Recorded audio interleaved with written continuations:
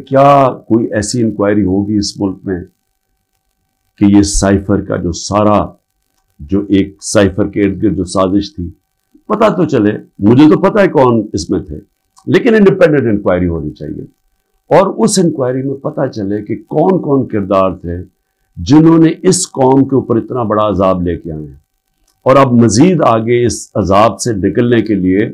और कितनी तकलीफ उठानी पड़ेगी इस कौम को। और इसके लिए मैं फिर से कोशिश तो करता हूं कि हमारे चीफ जस्टिस साहब को इसके ऊपर सोचना चाहिए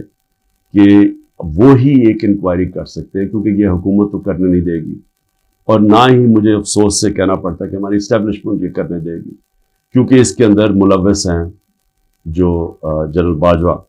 और उन्होंने जो जिस तरह ये पूरी 6 महीने पहले से जो प्लान बन रहा था गिराने का, अब तो खैर ख्वाजा आसिफ कह रहे हैं कि 2021 से ही प्लान बनाया हुआ था जनरल बाजवा ने हमारी हुकूमत गिराने का। तो लेकिन अब जरा उनसे भी सवाल पूछना चाहिए कि आपने हमें जब गिरा के इनको लेके आए जिन लोगों को, तो क्या आपको एतमाद था कि ये इस मुल्क को उठा लेंगे? 30 साल से जो हुकूमत कर रहे थे और इनके दौर में कोई मुझे सुनहरी दौर बता दे कि जब इन्होंने कोई मायशत में बड़ी तरक्की